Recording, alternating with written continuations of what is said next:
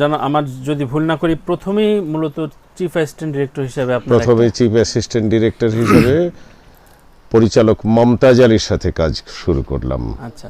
এবং প্রথম দিনেই তিনি আমাকে নিয়ে গেলেন এডিটিং টেবিলে এবং যিনি অ্যাসিস্ট্যান্ট ছিলেন তাকে বুঝিয়ে বললেন, হাই নাম করে একটি ছেলে, জানি না সে বেঁচে আছে কিনা, তবে সে একজন আর্টিস্ট ছিল, মূর্তি তৈরি করতে পারত। হাই খুব ভালো ছেলে।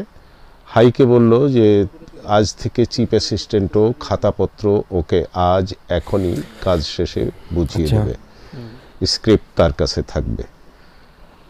তো সেই থেকে কাজে লেগে গেলাম। এই আস্থার জায়গাটা আপনার কাছে কি মনে হয়, কেন আস্থাটা পেয়েছিল আপনার উপরে? এটা অনেক সময় হয় কি, শখ, তারপর ভালো লাগা, এসব মিলিয়েই হয়। এখন বাস্তবতায় বুঝি, তখন এই কর্মসংস্থানের জন্যে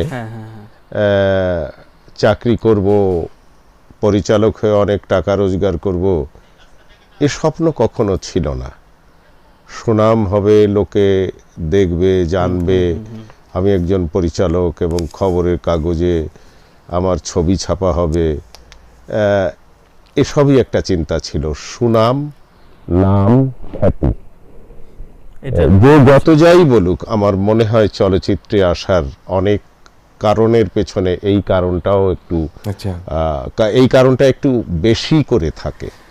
চিফ অ্যাসিস্ট্যান্ট বা এই ধরনের পোস্ট থেকে যেটা সবচেয়ে বেশি ক্ষুধা থাকে, কবে আমি আসলে প্রথম চলচ্চিত্র নির্মাণ করব। সো ওই যাত্রাটা কেমন ছিল, বা কোনো প্রস্তুতির জায়গা ছিল নাকি কে প্রথম আপনাকে বিশ্বাস করলো, কে প্রথম আপনার উপর আস্থা রাখলো? এই গল্পটা হয়তো বলেছেন অনেকে, তারপর একটু শুনতে চাই। না, আমি আরো এই গল্পটা বলিনি, আমি এই গল্পটা খুব অজানা।